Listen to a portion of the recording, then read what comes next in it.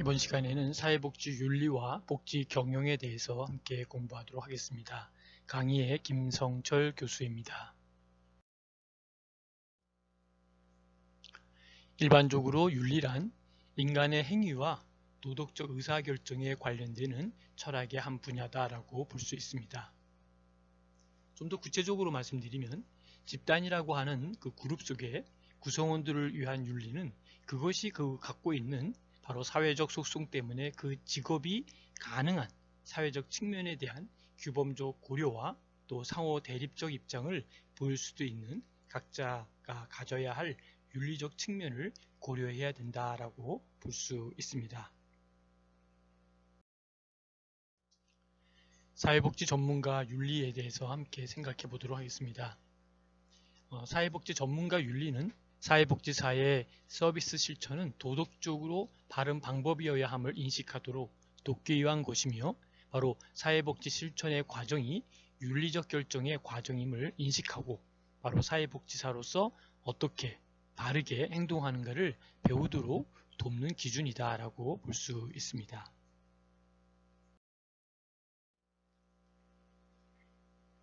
다음은 경영 환경에 대해서 볼 텐데요. 이 경영 환경은 이 급속한 세계화로 인하여 세계 모든 기업이 동일한 평가 기준을 통해서 평가되어지고 있으며 바로 부패 라운드의 등장으로 기업 윤리가 사회의 중요한 이슈로 등장하고 있다라고 보는 것이죠.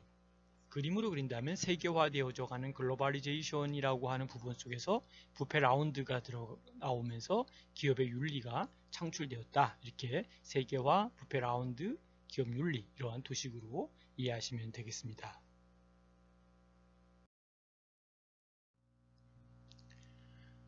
앞으로 미래를 변화시킬 동의는 바로 세계 각지의 전문가들을 대상으로 한 조사에서는 바로 경제 시스템 내의 윤리다라고 보는 것이죠.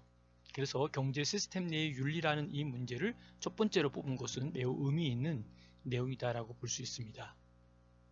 좀 더 부연 설명을 한다면 미래의 기업의 윤리는 바로 조직 구성원에게 행동의 규범을 제시할 뿐만 아니라 건전한 시민으로서 인간의 윤리적 성취감을 충족시켜주기도 한다라고 보는 것이죠.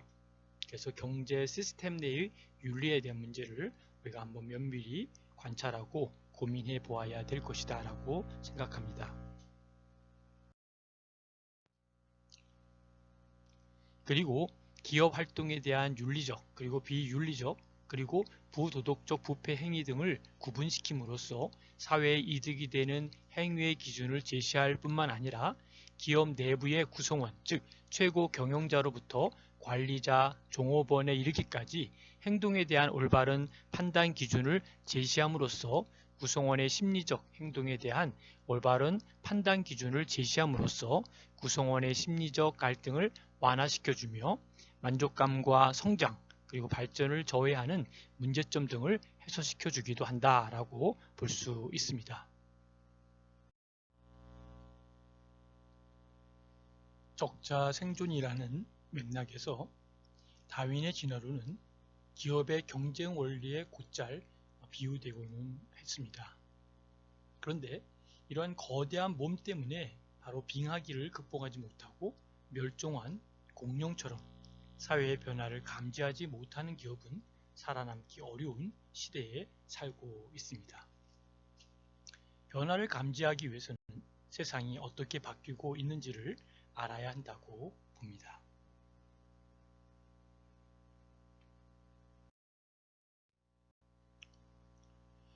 미래학자들은 정보화 사회 다음은 바로 이런 액체 사회가 될 것으로 전망을 하고 있습니다.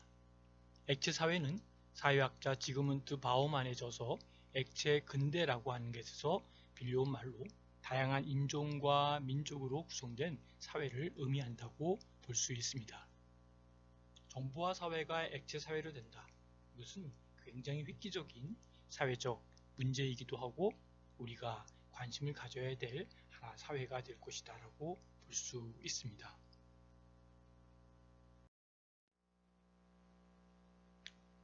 지그문트 바우만의 액체 근대라는 책은 역시 현대 사회에 대한 탁월한 해안을 주는 책이다라고 볼 수 있습니다. 액체 근대라는 말 자체가 상당한 호기심을 자극하고 있죠.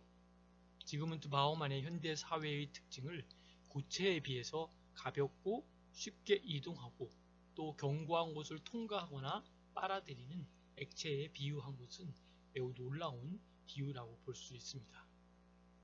근대 이전의 사회는 고체적 특성이 있는 공간이 중요했으나 근대에 들어와서는 속도의 개념을 가지는 시간이 중요하게 되었다고 보았습니다. 지그문트 바우만은 액체 근대의 특징을 해방과 개인성, 시공간, 일, 공동체로 나누어 해부하였습니다.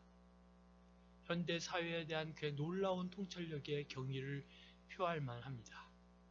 안타깝게도 이러한 위대한 석학이 세상을 떠났다는 것은 큰 손실이 아닌가 생각합니다. 짧은 글로 압축할 수 없을 정도로 놀라운 통찰력으로 가득 차 있습니다. 요즘 기업들은 동종업계에서의 경쟁뿐만 아니라 타 업종과의 경쟁까지 신경 써야 하는 상황이 되었습니다. 이른바 업종 간의 경계가 허물어지는 바로 용해되어 버리는 액체 사회로의 전환이 급속도로 이루어지고 있기 때문입니다.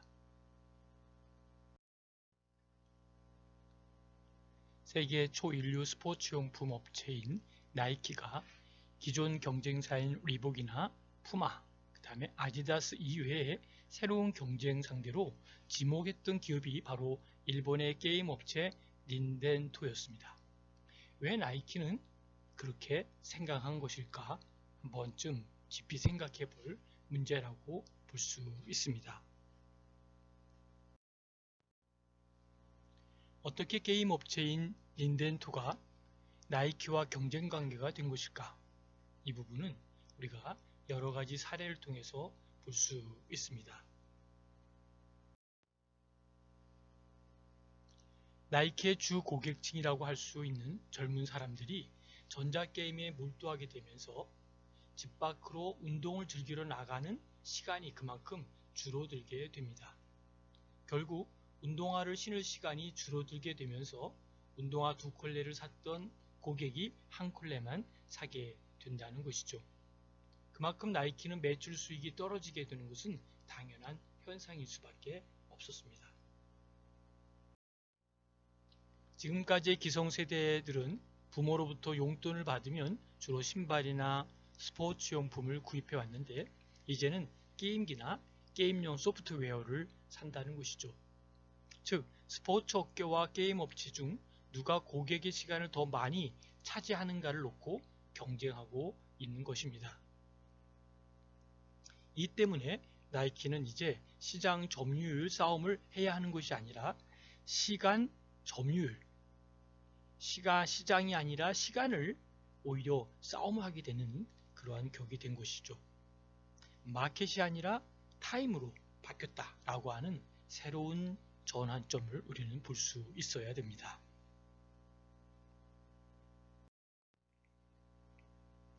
그동안 주로 같은 업종 안에서 치열하게 펼쳐졌던 이러한 시장의 점유율, 이 마켓에 대한 경쟁이 바로 업종 간의 장벽이 붕괴되고 두 업종이 한데 용해되어 있는 시장의 환경, 다시 말하면 액체 사회 아래서의 점차 고객은 시간 점유율의 경쟁으로 바뀌게 되었다는 것이죠.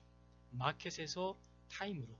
그래서 이러한 시장 점유율의 경쟁이 시장이라고 하는 마켓의 점유율이 시간이라고 하는 점유율로 경쟁되는 새로운 패러다임을 우리는 볼 수 있어야 됩니다. 키워드는 바운더리, 경계라는 것이죠. 금을 그어서 놓았다는 것들이 서로 섞이고 엉키면서 새로운 차원으로 변화하고 있다는 것이죠. 국가 간의 경계가 무너지면서 글로벌화가 진행되고 업종 간의 경계가 무너지고 있는 이 변화는 이미 상식이 되고 말았습니다. 내 것만 고집하고 있다가는 빙하기 직전의 공룡 신세를 면하기가 어렵다고 볼 수 있습니다.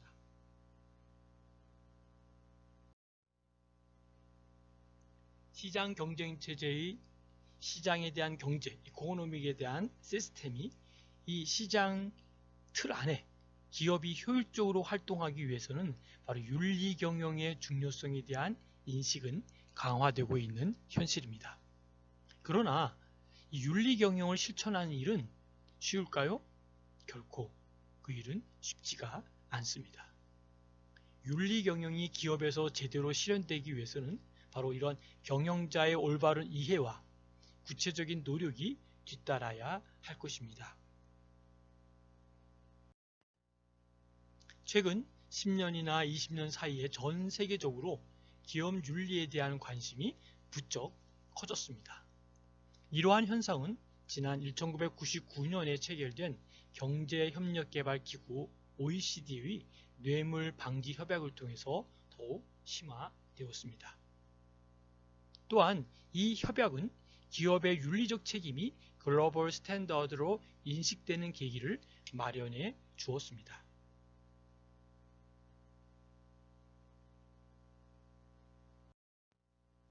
OECD 회원국인 우리나라에서도 윤리 경영이라는 세계적인 흐름에 부응하여 정부나 기업에서 국제상거래 뇌물방지법 및 부패방지법 제정, 그리고 기업 경영의 투명성 확보 등과 같은 형태로 기업 윤리 확립을 위해 힘쓰고 있습니다. 이러한 노력의 결과 윤리 경영의 중요성에 대한 인식이 점점 강화되고 있는 현실입니다.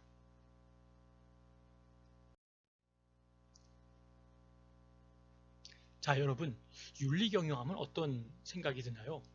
윤리 경영이란 회사 경영과 기업 활동에 있어서의 기업 윤리를 최우선 가치로 생각하고 투명하고 공정하며 합리적인 업무 수행을 추구하는 경영의 정신이 바로 윤리 경영이다라고 볼 수 있습니다. 이익의 극대화. 이 이익의 극대화가 기업의 목적이지만 기업의 사회적 책임도 중요하다는 의식과 경영 성과가 아무리 좋아도 기업 윤리 의식에 대한 사회적 신뢰를 잃으면 결국 기업이 문을 닫을 수밖에 없다는 현실적인 요구에 기초하고 있습니다.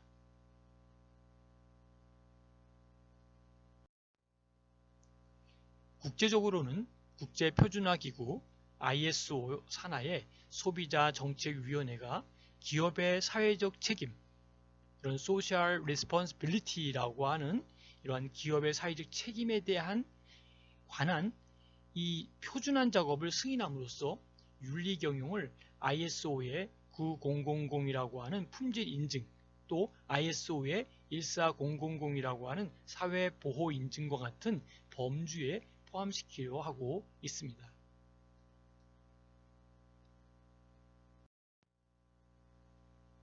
이처럼 국제경제사회에서의 기업 윤리가 21세기에 기업들이 갖추어야 할 기업 경쟁력으로 대두되어 윤리 경영의 필요성이 높아지고 있으며, 이에 따라 국내 기업들도 윤리 경영 전담 부서를 설치하는 등 윤리 경영을 도입하고 있습니다.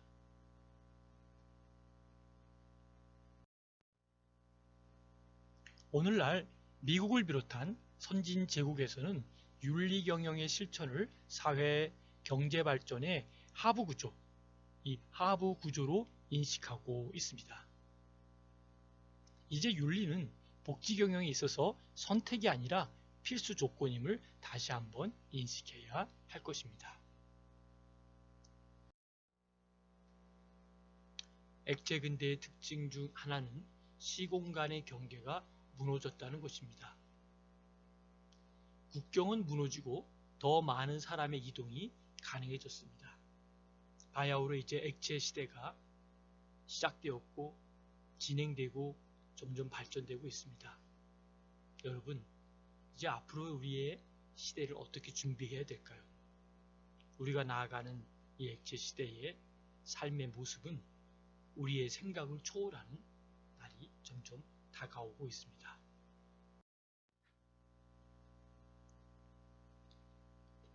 여러분, 오늘 윤리와 경영에 대해서 함께 배웠는데요. 끝까지 경청해 주셔서 감사드립니다. 혹시 질문이나 토론하실 분들은 카톡으로 남겨주시기 바랍니다. 감사합니다.